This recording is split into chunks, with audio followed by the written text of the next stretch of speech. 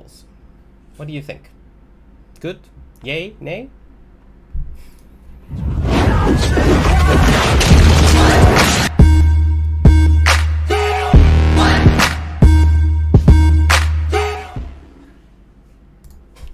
Hello Adrian and welcome back to my channel, 7:30 p.m. UTC +8, and yes, for another episode of live technical analysis on the dang Oracle. How's everybody doing today? Nothing that much happened since yesterday, right? However, things can change and probably will change very soon. But before we get to that, let's check out what the COVID virus is doing and how everything is going on in the rest of the world. Oops, that is not on my chart. Where is it? COVID virus here. Let's refresh to get the latest numbers, and here we are. Let's see. Oh, the US is at 987,000 confirmed cases. We are almost there, near the 1 million as well for Italy, almost near the 200,000 as well. Let's see if we have some flattenings or something like that. Let's check it out. Oh, we got a confirmation that we are over 3 million confirmed cases right now. And also we can see that the chart is, the slope is not flattened once again. It's slowly going up again, once again, sadly enough, yes. US is going up, but it shows a little bit of a flat curve. Spain, nope. Italy slowing down, but still not flattening. France is, yeah, it's doing better. Germany is flattening. UK is still not good. So yeah, things seem to be very slow in terms of on that area. Very slow to recover apparently. However, what is recovering way faster is, oh, what's this? Sorry for this, all this software updates. What is moving more quickly is, of course, the S&P. And as you can see here, since yesterday, what a beautiful green candle right here. It's over 2,900 right now at this moment, which means that we created a higher high. That is very interesting. Let's go on the daily chart and let's see what we are seeing right now. As you can see here, we are touching the EMA 100 right there. That is the first point, the first part where I see some major resistance, of course, and then we have our EMA 200 and finally our simple moving 200 moving average. But since this is making a higher high, we cannot say that this is not bullish, right? This is quite substantial and it's looking quite strong, to be honest. But let's take a quick look at our RSI. Well, RSI is still doing quite nicely up. Let's see, our stocks are curling up right now. So yeah, it's still a lot of space to go up. Yeah, nothing I can say on that area. Let's take a look at the stocks on this. Yeah, it's still curling up. Yeah, this seems to be like an upward trend. Yeah, if we don't get rejected right here, right now, later when the stock markets are opening, I see this most likely to be a continuation of the pattern. So we touched here, of course, pre-market as 290. CCI is curling up still. This is going to be curling up if we open up the market at 290. Bears are doing exactly nothing. Bears are doing nothing. So they are just letting the bulls push the price up higher and higher. Will we touch that EMA 200 then? Most likely we are going to be touching the EMA 200. That would mean SPY at 294, 295 area, something like that. And what does that mean? If SPY is going up to that area, most likely Bitcoin is going to be following as well. Ooh, that is a very interesting, very interesting to be seeing. So do we get another push up higher? Maybe.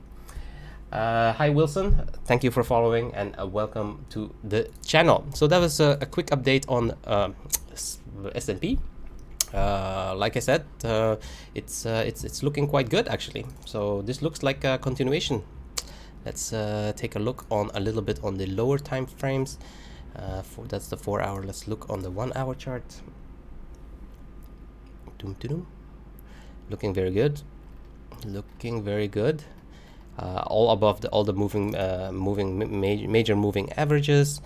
Let's see. Yeah.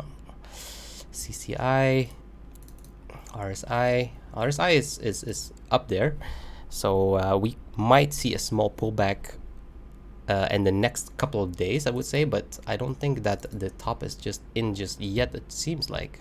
So I think we will most likely get a little push up higher as well before we get that pullback at this moment, at this time. Interesting, very interesting.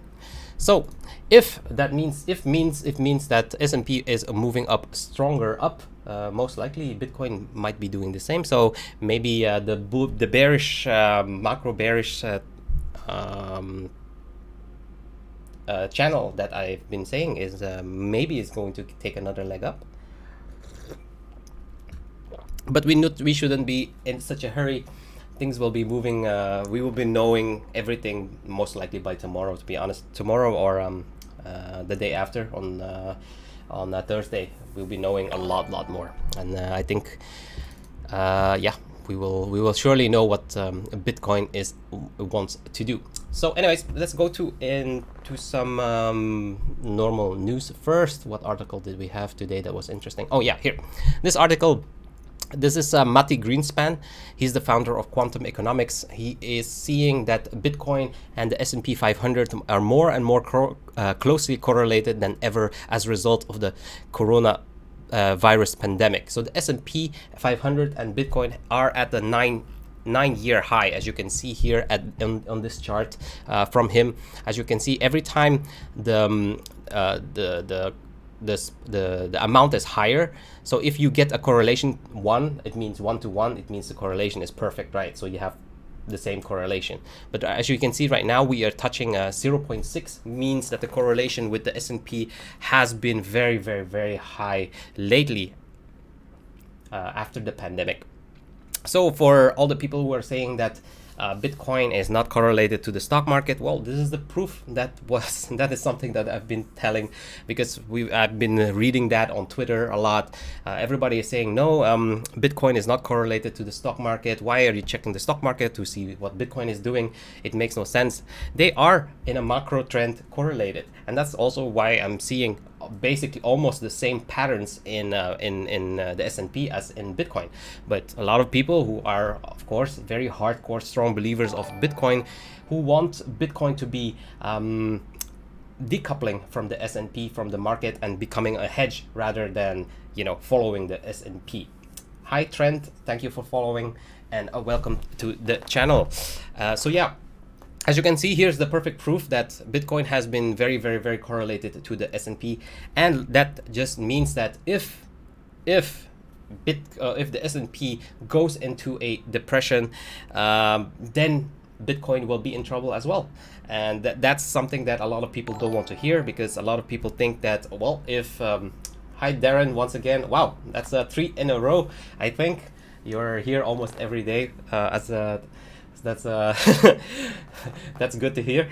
So yeah, if Bitcoin, if the S&P of the stock market crashes and goes into a depression, then most likely Bitcoin is going to do the same and going to crash as well. And that's something that Bitcoin holders do not like to hear, do not want to hear, or do not accept, because they think like, well, Bitcoin is Bitcoin, it's a hedge, it's completely decoupling from the S&P.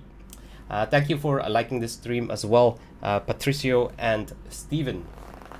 So yeah, that's why I am a little bit more focused right now on the S&P, to be seeing like, okay, to be forecasting what Bitcoin is most likely going to do. First of all, like I said, I saw that S&P broke down from the rising wedge. So that for me means that most likely Bitcoin is going to do the same. But now that I am seeing that the S&P is making a higher high or a higher move up, that could possibly also mean that Bitcoin is maybe taking a little breather and then maybe taking a leg up higher as well, right? But as long as, like I said, as long as my green box doesn't break, then my viewpoint does not change, and that's a little bit how it's supposed to be, right? You cannot judge until the market tells you what it wants to do, because you cannot control the market. You will also always have to let the price tell you what it wants to do and react basically on what the market tells you and let it come to you. So yeah, let's go into a little bit of history, because the title of this episode is called a sequel. Do you like a sequel part 2 or not? Well, of course, the sequel is about the Great Depression. So if you know your history, we had the Great Depression that mainly took in the 1930s, but it started from 1929 actually. So I'm going to put up the chart of the Dow Jones here. This is the Dow Jones, the weekly chart of the Dow Jones. And this is the price in 2013, and this is the price currently right now. Although we have to wait a little bit. Hi Patricio. Yeah, I know, I miss CoinRunner's PH as well. So I hope I can fill in that gap a little bit for you guys. I really hope that that team wants to continue or restart things as well. But yeah, right now the market is not that great, and yeah, they are taking a break or a breather right now.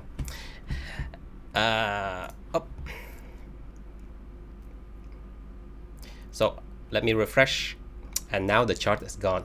Oh, I hate it when it happens. Hate. Okay, there goes my preparation. Lol.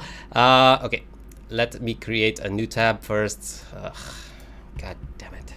So there goes my preparation.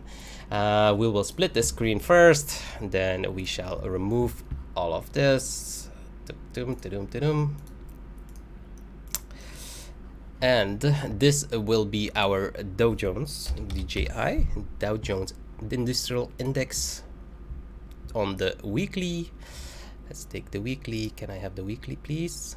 The weekly. There we go. Thank you. And we shall remove these indicators. Boom, boom, boom, boom. There. And over here as well. There. And then we shall take this one also as the DJI, Dow Jones Industrial, and we shall put that also on the weekly. So as you can see here, this is what is the Dow Jones right now in 2020, what we are having right now. And here I will go all the way back to, yes, 1929. So this can take a while. That's why I left the chart right there, so we didn't have to wait for this moment, right? But yeah, anyways, there we have it. We are already there. Awesome. Boom, boom, boom, boom. So let's put it next to each other. Ooh, here we go.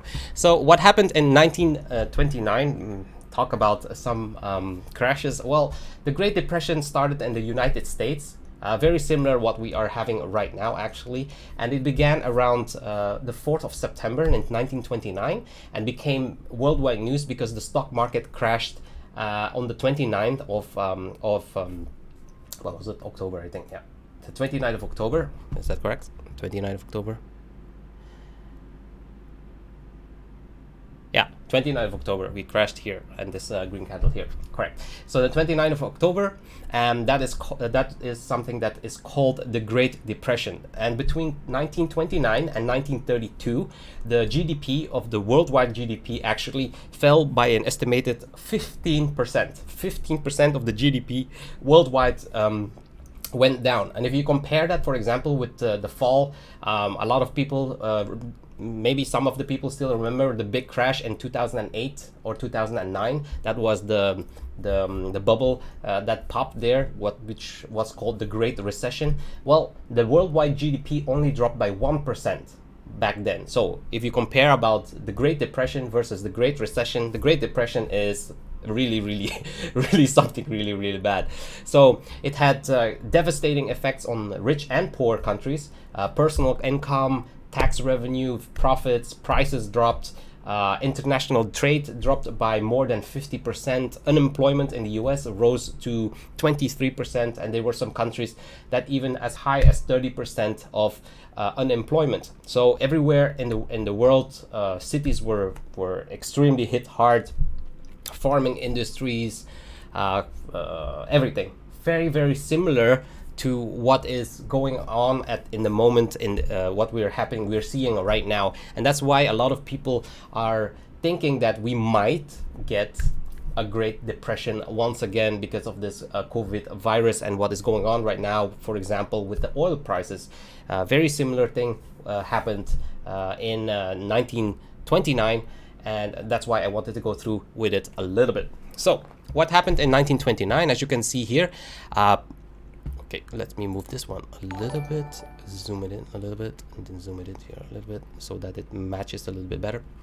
So what happened is, as you can see here, we kind of like made a nice rise, then a small dip, keep on going, continuation and continuation, small dip, then it exploded to the top, and then we had our major crash. So what happened in the past year? A very similar thing. We made a push, a little drop, we made continuation, again a little drop, and then we had a major push up, and that reached our highest point, or our higher high, right? Then what happened? We had a major crash. Very similar, major crash here, major crash here. So let's take a look at how much did we crash, right? So we see the price range from this point to this point. We had a crash here of 49.40%. How much did we crash? A little bit less. From here, this point here to this point here, we crashed 38.40%. So it was actually a smaller crash than in 1929 in terms of percentage. But what happened afterwards, that is also very important, right? So if we do a Fibonacci retracement from this top here to our crash, we can clearly see that price made a bounce to approximately our golden pocket ratio, or our 0.61 Fib level, as you can see here. See, price pushed there, then got rejected down. So let's take a look at what is going on right now here in our current situation. So we had a recovery and we had a push back up, and as you can see here right now, the price is also very near the 0.61 Fib level. So do we get another little push back up before we crash down? It's very possible, right? It would be very similar to what happened in 1929. And I will show you what happens afterwards, after we get that recovery relief bounce. What happened was this. Ouch.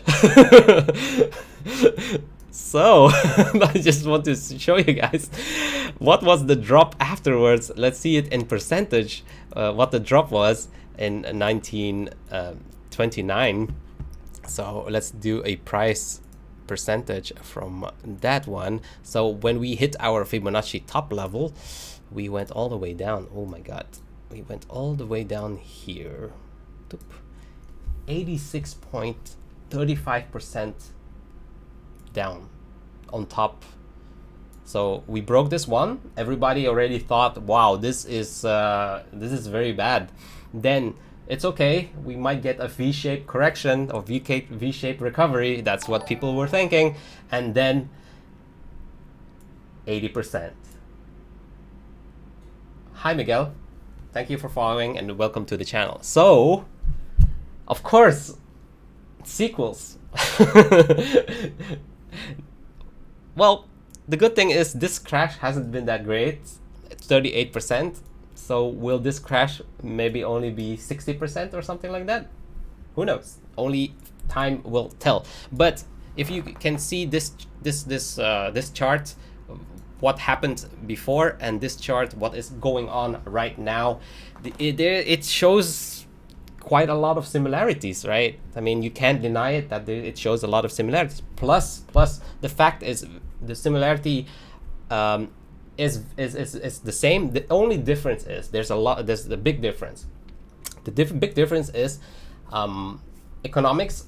A lot of economics are disputing the fact that, well, when we had that Great Depression in 1929, if the government printed a lot of money, if the government gave out free loans, if they've lowered their interest rates, and so on, we could have avoided this big drop afterwards. That's what they are saying. So the economists are saying, like, well, look at the situation right now. Yes, we have that big drop, but we are doing everything in our power to save the economy. We are printing money. We are making sure that people are, getting over the hump. Let's put it like that. But right now, yes, this is what everybody wants to see. This is the V-shaped correction. This is what people want to see, back to where things are normal. But like I said, for me personally, right now, I think the probabilities for that is still on the lower end. But do I think that we will get this Great Depression once again? I mean, that's very, very negative, right? So this would be an L-shaped correction. If you want to know about market corrections, please do watch my video about the 4 types of corrections that we can have. Then you will know what the difference is between an L-shaped correction, U-shaped correction, W correction, and a V-shaped correction. So what I do think is possible is that we get a W correction, which means a double bottom correction. So we come here, we press up that here, and then we make another drop, and then we break back to our previous. So that is something that is very possible. For me, the highest probability, to be honest, for me right now at this current moment with what is going on.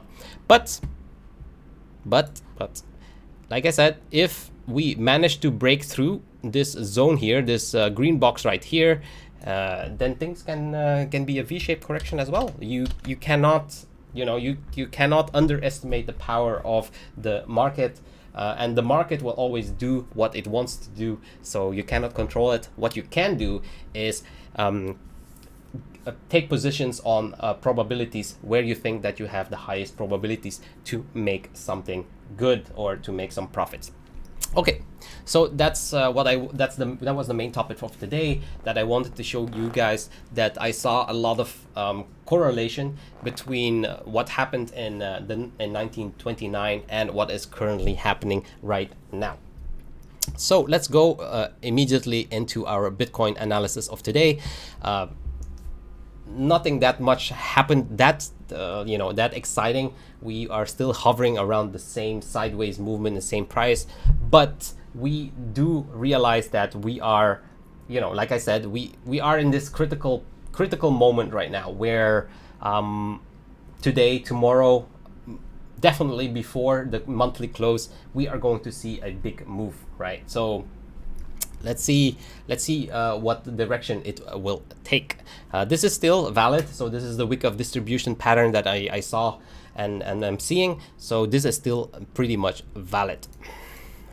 And then let's go on our 2-day chart. So this is our 2-day chart. As you can see, we are right here right now at our EMA 200. We made a little rejection, but still this candle is still quite bullish. It has a nice push up on the bottom end. It hasn't been fully rejected or anything just yet.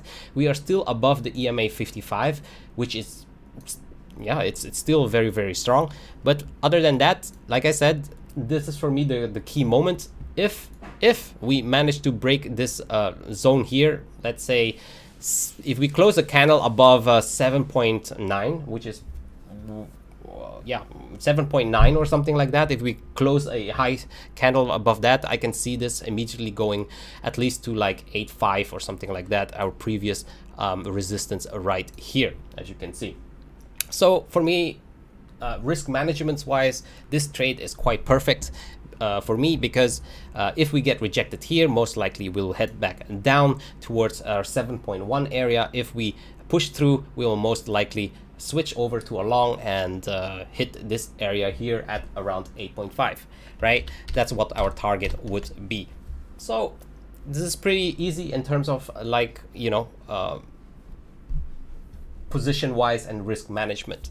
What I still believe is that we are going into a downtrend rather than a uptrend, because, well, there are several key reasons that that I'm seeing. First of all is the divergence that we are seeing, right? So let's check out in some divergences that I have seen. So let's go on. Yeah, I think the 2-day chart is fine. I don't think we have to change that much.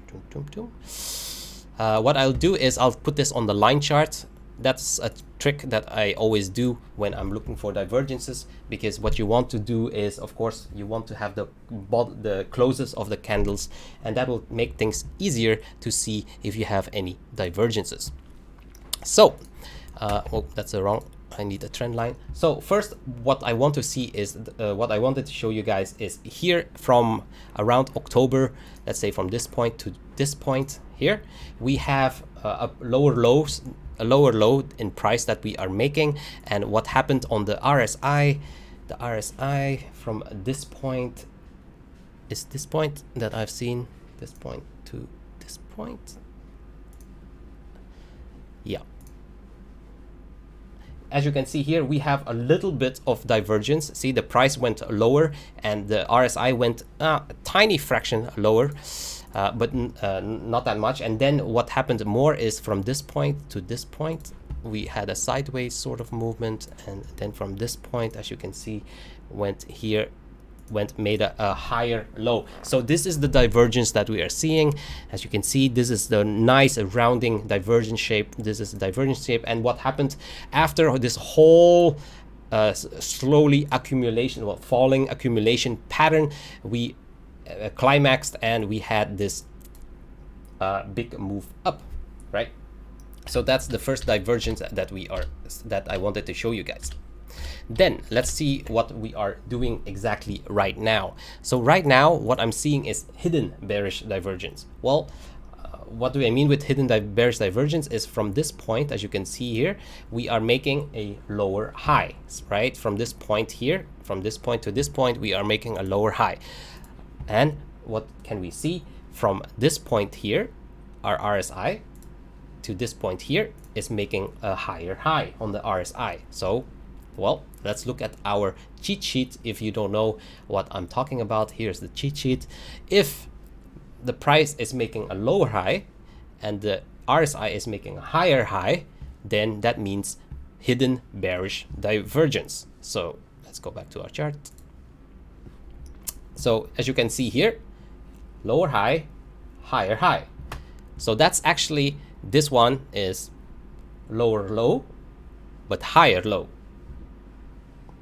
Right? So that's regular bullish divergence, right? This is the one that we saw. So this price went here, and then this the RSI went up. So that's bullish regular divergence. So what I'm seeing is a hidden bearish divergence right now, and that is, for me, of course, very concerning. Does it mean that we will immediately go up? No. I mean, immediately go down? No. It takes, you know, like I said, this one, it took a really long time, as you can see, before we pushed up. And this one is also taking a long time already to push down. But if it pushes down, it's it's going to be a serious push down, because like I said, it would be this whole structure that is showing a bearish divergence, right? So the move that we are going to have, for me, it's still right now most likely downwards. But once again, as long as we have not confirmed this as our local top, then this one is not our RSI as well. our RSI finalized. So this is only temporary, like a probable hidden bearish divergence. Hi Randy, thank you for following and welcome to the show. So yeah, that is a bearish divergence that we are seeing. Hidden bearish divergence, and we can do exactly the same thing by adding the MACD.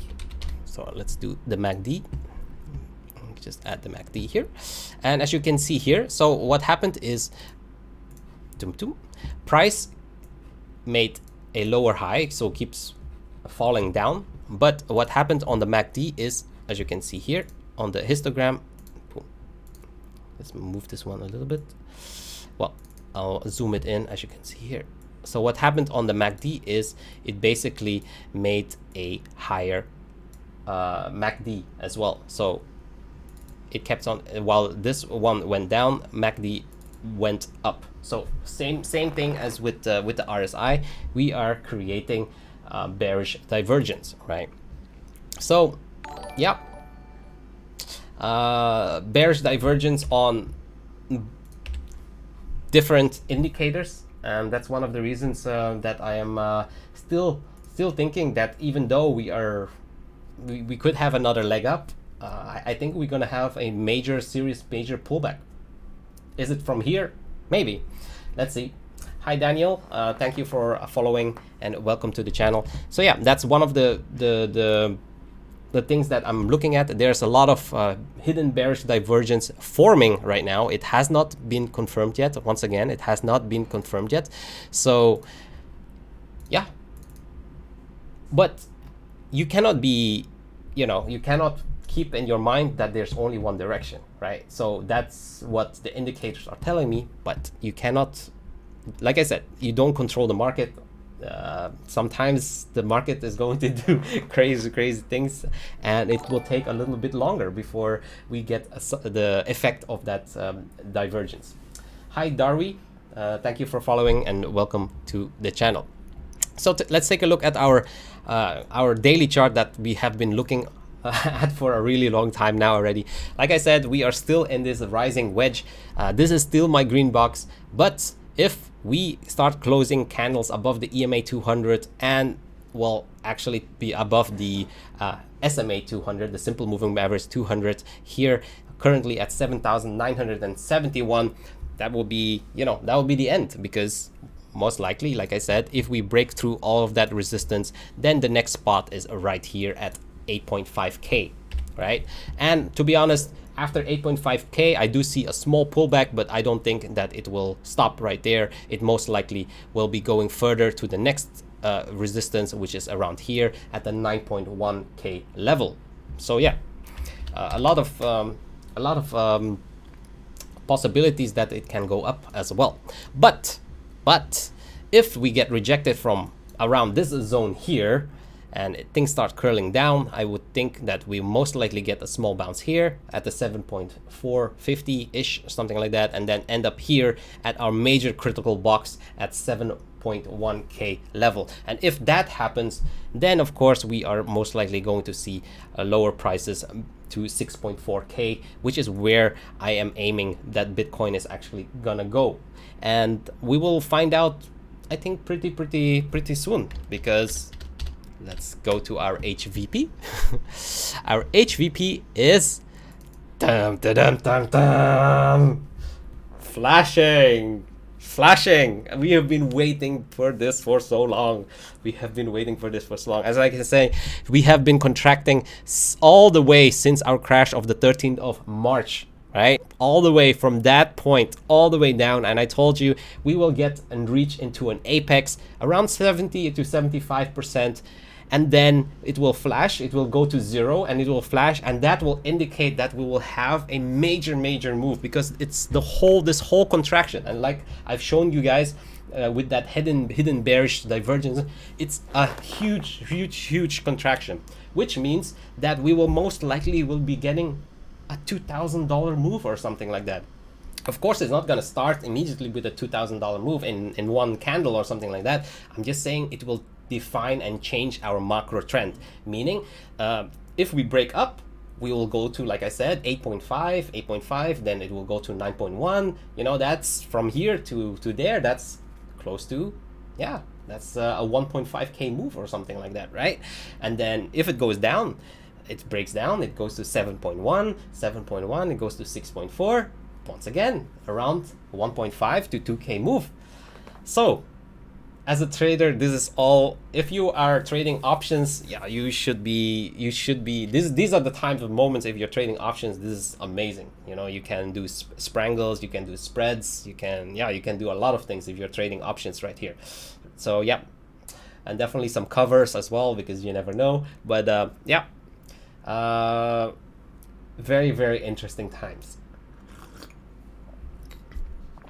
But this is the signal, guys. This is the moment. So it means that today, tomorrow, like I said, today, tomorrow, within the next 36 hours, most likely we will see a gigantic move. So I don't think we will be able to sleep. But okay, let's see some others, on the other stuff. As you can see, stocks are very high up now here, very, very high. It actually broke through this resistance, which is curious. Usually it would stop, but we are very, very high right now. But yeah, we are in a very strong uptrend, so that means, you know, it's possible that the stock stays up very, very high. Let's look at our CCI. CCI is on the verge of crossing down below the EMA, so that is of course bearish, right? Stocks, like I said, are way up there, so it's flashing red. It means that toppity top is possible, right? So yeah, we will find very, very soon. So let's take a look at expected moves. Expected moves currently is saying first standard deviation on the upper side is 7,833. If we get there in the next 12 hours, 7,832 does not change the macro trend. Hi, Callum. Thank you for following and welcome to the show. And the bottom side of the first standard deviation is 7,600. That would technically also not change that much, actually. It's only very interesting when you start looking at the second standard deviation. So if the second standard deviation, this yellow line here, if it pumps up, it's 7,950, that would change a macro trend. If we push up here on the second standard deviation at 7.5k, that could possibly change a macro trend as well. But like I said, money time. Money time. So yeah, I hope everybody is prepared. Let's take a look here at the MACD. MACD is starting to show some weakness. It's starting to show some weakness. Let's take a look here at the daily chart. If we see something is happening, daily chart, this one, CCI is still curling down. Yeah, this one is curling down. Momentum is losing also as well. Oh, this is what I've spoken about yesterday as well. As you can see, this is the major trend line that I've been drawing. So here the RSI was support, it went up, bounced, support again, bounced, then broke down below here. Here retested, became resistance, retested, became resistance, retested here, became resistance, and it is curling down. Ooh, so was that our top? And if this candle, if this RSI is crossing back the green line, as you can see, we could potentially see a big move downwards. Then let's look on other stuff. Yeah, momentum is waning as well here, but as you can see, the red line, that is what the bears are. This is the ADX indicator, and whenever the red line crosses the green line, we have a bearish momentum. As you can see here, huge bearish momentum.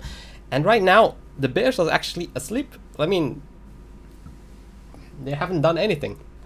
So yeah, we still are waiting for the bears to do something, because right now it's basically, they're just basically not doing anything at all. So could this be a big trap that the bears are letting the bulls push the price back up to the point that they think this is the moment where we will attack? Because the bears haven't attacked for a really long time. See, as you can see here, after this huge attack, they didn't do anything since the 1st of April. So a whole month it kept going down. See, they took a little stab here. That's it. Yep. Then yeah, Stokes way up high up there. Let's go again. Yep, way up high up there. Is it going to curl back down? Yeah, we'll find out. But yeah, this is money time. So let's take a look at maybe the more short-term periods. Short-term, 4 hour. 4 hour is still all above the major moving averages. Let's see if we see the Stokes. Stokes is still curling up, but we have a major resistance line here. So maybe we still see a small push up and then it breaks down. That's a possibility. RSI is below right now, is below the EMA right now. As you can see this, so it's falling. Let's see. Yeah, bears are really doing nothing. They are really doing nothing. HVP on the 4 hour is starting to drop as well. So once this drops, it will yeah, once again indicate what we've been talking about for a long time already. This 12-hour HVP signal. So yeah, within today, tomorrow, and at latest before the monthly close, we will have our resolution. But as you can see, everything looks so toppy for me. Everything looks so high, and even this one, you can see the RSI is starting to curl down and potentially make a cross down below the EMA. So yeah, my bias is still that we are going to have a major drop down first. Well, major depends on what you consider major, right? But yeah, like at least 6K level or something like that. So yeah, that's what I'm thinking. The more positive bullish side is this, of course. We on the hash ribbons we got a buy signal, but as you can see as well, we got the two red background. That means that potential imminent reversal of the buy signal. So yeah. Living on the danger zone, something like that, right? Living on the danger zone. So if I see things correctly, 4 hours still is above everything. Stokes still has some momentum left up. So do we get one more little swipe up? Maybe, but I still think that this was our top, like our 7,800 ish, 7,800. What was it? What was it exactly? Let me see how much it was exactly. Curious.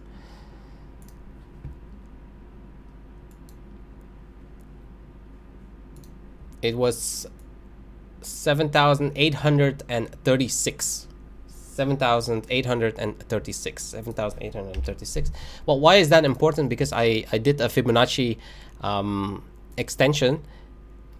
Oh, that's not the chart. Here, I did a Fibonacci extension from this top here, the 13.8 down to the 6.4 and then up to our 10.5, and you can see here the 0.382 Fib level is exactly 7,823. So that was basically my ideal shorting position because of the Fibonacci retracement extension level, sorry, there. And not only that, as you can see here, it touches it was near the EMA 200 on the 2-day as well. So all of those zones were very, very, very confluent, and that's how I created this green box right here. But yeah, I think tomorrow is going to be a very interesting show. I think that's that we should be just closing off and see what happens, and over the next 12 hours. The red, yeah, it's red, guys, it's flashing. So it's time to do some trading, putting on some more options, making sure that positions are covered, getting some more spreads in. But yeah, this is going to be explosive, very explosive. So yeah, I think that will be it for today. Maybe a shorter show because I kind of want to get more into some trading action But yeah, this is money time, guys. This is money time. So yeah, within the next 12 hours, 24 hours, either this or this. And I know a lot of people will be hating, because this is what people hate about technical analysis, right? Well, you're saying it can go up or it can go down. So what is it? Well, it doesn't matter. That's the whole point of technical analysis. You are supposed to be making money no matter what the movement is. If it goes up, you should be making money. If it goes down, you should be making money. It doesn't matter. You cannot put yourself in a position where you are just, you know, one-minded and thinking like, well, all the indicators, you know, are showing that it's going to go down, so it has to be going down. Trust me, there will be times that shit is the most illogical thing that can happen, and it will happen. That's how the market is. And that's definitely when we are talking about a very young market like Bitcoin, where there is so much, the market cap is so small, and then people can just, you know, whales can just manipulate the shit, right? So anyways, yeah.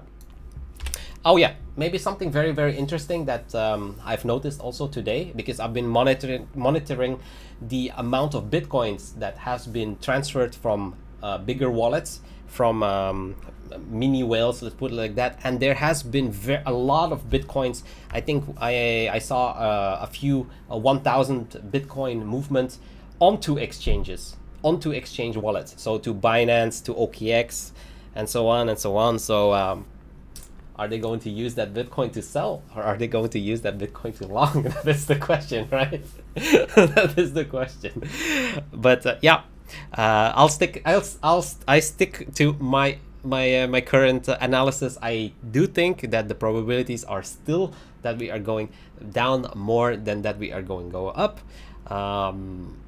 But yeah, like I said, I don't want to be stuck in my position.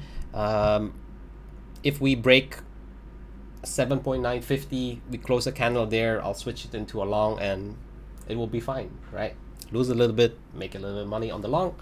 If things work out and we go down from here, then I'll be making money. I'm already in a position, since I already have an average position at like 7.8k. So perfect for me. That was the perfect spot, that it bounced one more up here. I was very happy when I saw this one, this little wick up. Very happy about that. But anyways, yeah, I think that's it. I think tomorrow is going to be an epic show if prediction comes true. If not, then we'll analyze things, and most likely the bullish projection, right? We just have to switch it up. That's what technical analysis is all about. But like I said,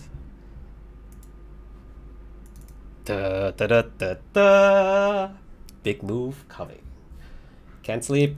Let's do this, guys. See you guys tomorrow, 7:30 p.m. UTC +8. Please like, share, subscribe, follow, whatever. Make this trending. Or hate me tomorrow. One of those two things. Anyways, until tomorrow, please stay safe, stay home, and of course,